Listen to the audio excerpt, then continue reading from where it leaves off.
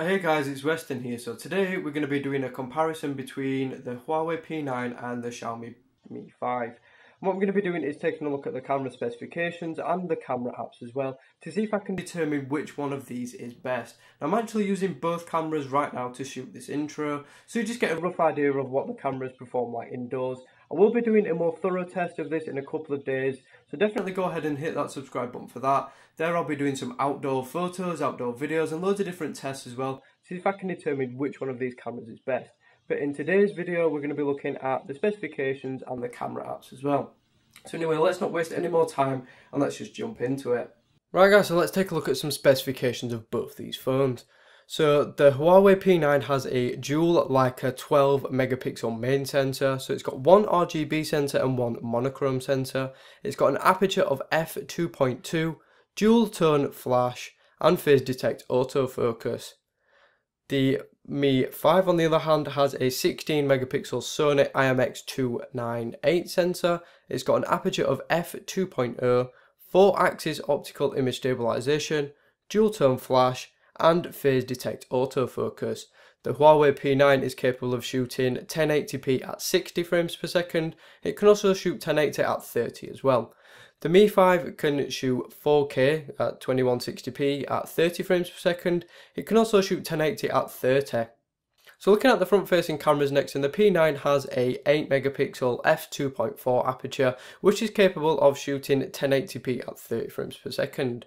The Mi5 on the other hand has a 4 megapixel f2.0 aperture, which is a 2 micron pixel size, and that is also capable of shooting 1080p at 30 frames per second. So let's go ahead and take a look at both these apps and see which one of those is best there. Right guys, so let's take a look at both these camera apps, and we're going to start with a Huawei P9 first. So you can see it's a really nicely laid out app. So on this side we've got a couple of quick access to different settings. So here's your toggle to switch between the front facing camera and the rear facing camera. We've got one here which allows you to change different filters and different styles of photo. So if you want to get a bit creative, then that's the option you want to press. We've also got another one here, and again that's just some different creative features if you want to mess around with them. We've also got one here that allows you to create a shallow depth of field, and that'll just give you a nice bokeh effect and a shallow depth of field effect if you want to mess around with that. You've then also got your flash toggle on and off. On this side you can see we've got access to your manual mode, so you just slide that up simply and that just gives you access, like I said, to your full features. So you've got ISO, shutter speed and all that good stuff that you get with manual mode, so it is really easy and straightforward to access and to not access if you want to. You've also got your shutter button right there and your access to record video. So now what we're going to show you is how to get to different modes. So here you just swipe down and that gives you access to all the different modes that this camera has to offer. So you've got photo, video, panorama, time-lapse, slow-mo and loads of different ones, and it is really straightforward and simple to use. So then you just simply swipe away and that gets rid of it. To get to your settings you just swipe in the opposite direction and that gives you access to everything else. So your resolution, your audio, your camera grid and pretty much everything else that you need to get access to.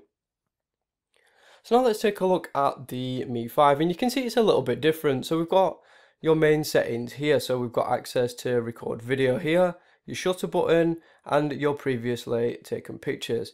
Here we've got a creative filter one, so similar to the P9 but it's there instead of at the opposite side. There you've got your toggle to switch between your front facing camera and your rear facing camera. Here you've got quick access to HDR, which you don't get on the P9. You have to go into the menu. There you can just quick do it, so one pressing you can switch auto and on, which is really easy for you, like using HDR. You've also got a quick toggle for your flash in the bottom corner as well. You can see our focusing selector has a shutter button as well, so when you press it again and it takes a photo. Again, something you can't do with a P9, which is either one of those features that you really like or really not like. You've then got access to different modes here, so you just simply swipe up if it allows me to do that. Oh, that's gone off. Right, so, and that gives you access to all your different modes. Now the only downside with this Mi5 is you have to go into the modes to then access your settings. It's a little bit odd that they've not put the settings really easy to get to, and it's just a longer process. So here anyway you've got panorama manual mode. So in manual mode, again, you've got access to your shutter speed, your ISO and all that good stuff. So we go back to then mode, and then you've got your other stuff here. And then your settings are hidden away up here. And all your settings, they're really easy to understand and really logically laid out, but it'd just be easier if they had the settings on the actual app itself, so you're not diving into more settings to find them.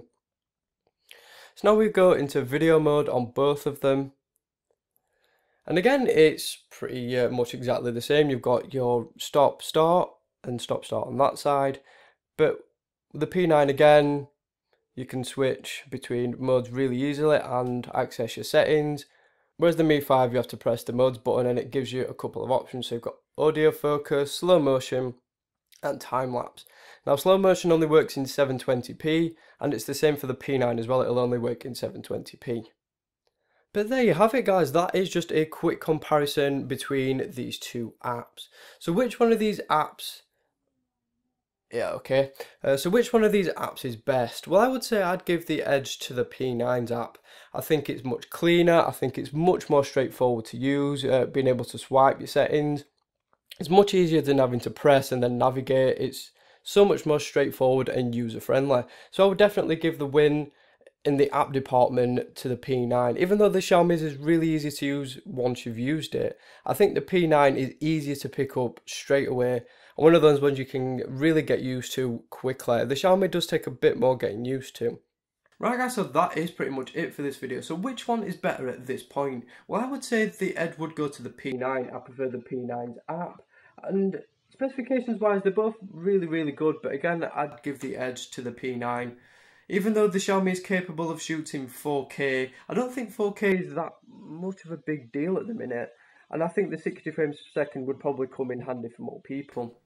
But anyway, I would give the edge to the P9 at this point in time because it's got a cleaner and easier to use app, and it's much more straightforward and user friendly. But we'll see if that judgment and that opinion changes in the second part of this video, when I'm going to be taking a look at the quality of both the front camera, the rear camera, video and all that good stuff. So definitely go ahead and subscribe if you want to check that out. So that is it for this video, guys. Thank you so much for watching, and I will see you all on the very next video.